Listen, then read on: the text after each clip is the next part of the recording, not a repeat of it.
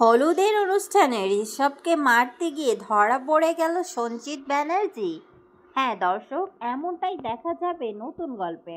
বিস্তারিত জানতে চ্যানেলটিতে লাইক দিয়ে সাথেই থাকুন। ভালো লাগলে সাবস্ক্রাইব করে রাখার অনুরোধ থাকলো। জগদ্ধাত্রী সিরিয়ালে ইতিমধ্যেই আপনারা দেখেছেন যে সঞ্জিত ব্যানার্জিকে ছাড়ানোর জন্য তার উকিল অলরেডি কোর্টে চলে গিয়েছে। আর সঞ্জিত ব্যানার্জি জগদ্ধাত্রী স্বয়ম্ভুকে বলছে, কি বলেছিলাম না আমি ঠিক বের হয়ে যাব, দেখলে তো আজকে আমি বেল পেয়ে যাব। এমনটাই সঞ্জিত ব্যানার্জি বলতে থাকে।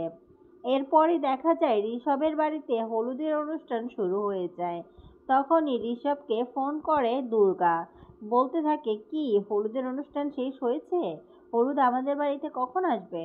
খুব তাড়াতাড়ি হলুদটা পাঠিয়ে দাও, আর তত্ত্ব ভালো করে সাজিয়েছো তো? তখন ঋষভ বলে, হ্যাঁ হ্যাঁ সবটাই করেছি, তুমি কোনো চিন্তা করো না। আচ্ছা তুমি কেন ফোন করেছো বলো তো?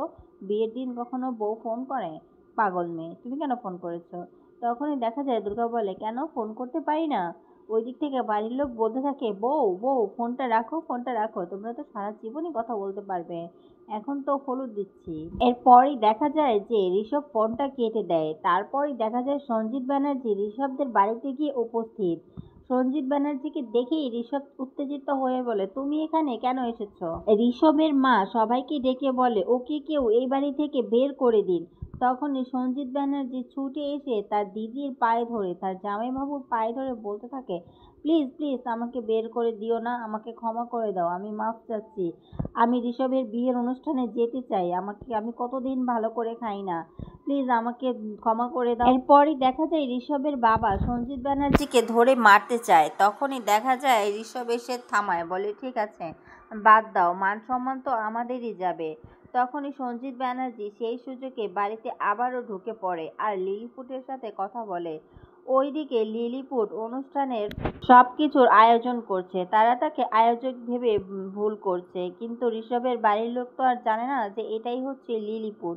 সেই সুযোগে লিলিপুট এখানে ঢুকে পড়েছে। তারপরে দেখা যায় যে লিলিপুট সঞ্জিত ব্যানার্জির হাতে একটা তত্ত্বর প্যাকেট তুলে দেয় আর বলে, এটার ভিতরেই রয়েছে একটা পিস্তল, যেটা দিয়ে তুমি শুট করবে জগদ্ধাত্রী মুখার্জিকে।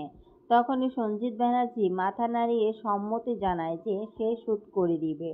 ওইদিকে দেখা যায় বৈদেহী মুখার্জি জগদ্ধাত্রীকে ফোন করে বলছে, কি ব্যাপার, তোমার মেয়ের বিয়ে, তুমি এখনো আসছো না?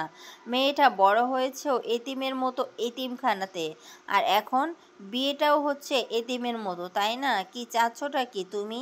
তখনই জগদ্ধাত্রী বলে, না এতিমের মতো বিয়ে হবে না, ওর বিয়ে আপনারা দেখতেই পাবেন, খুব সুন্দর করে ধুমধাম করে বিয়ে হবে। তখনই দেখা যায় মেহেন্দি দৌড়ে আসে আর বলতে থাকে, মা মা দেখে যান বাইরে এসে, এই তো বললো বিয়েটা নাকি নমনম করে হবে, কিন্তু দেখুন বিয়েতে তো পুরো বাড়ি সাজানো হচ্ছে, অনেক সুন্দর করে ফুল দিয়ে সাজানো হচ্ছে। তখনই দেখা যায় বৈদেহী বলে, কি বলছোটা কি, চলো তো গিয়ে দেখি। রাজনাথকে গিয়ে বলতে থাকে, কি ব্যাপার, তুমি না বললে যে বিয়েটা নমনম করে হচ্ছে, তাহলে আজকে এত বাড়ি সাজানো হচ্ছে কেন? তখনই রাজনাথ বলে, আরে ক্যাটারিংয়ের লোককে তো ফুল পেমেন্ট করে দেওয়া হয়েছিল, তাই না? তাই ওরাই বাড়িটা সাজাচ্ছে, আর সাজাক, এটা নিয়ে আমাদের কোনো সমস্যা নেই। তখনই দেখা যায় উৎসব বলতে থাকে, আমরা কিন্তু এই বিয়েতে কিছুতেই কেউ যাব না। রাজনাথ বলে, হ্যাঁ আমি তো সেটাই বললাম, আমরা কেউ এই বিয়েতে যাব না। উৎসব বলতে থাকে, তুমি যে বললে কি সম্পত্তি ভাগাভাগি করে দিবে, সেটা দুর্গা বিয়ে করে যাওয়ার পরে কিন্তু করে দিতে হবে। তখনই রাজনাথ বলে, এটা নিয়ে তুই কোনো চিন্তা করিস না, আমিও এটাই ভেবে রেখেছি, আমি তাই করে দিব। এখন চল তো, চল আমরা যাই, আমাদের আর ওর বিয়েতে থেকে কোনো কাজ নেই, আমরা এখান থেকে চলে যাই। এমনটাই দেখতে পাবেন নতুন গল্পে। ভালো লাগলে চ্যানেলটিকে লাইক কমেন্ট সাবস্ক্রাইব করে দিতে ভুলবেন না।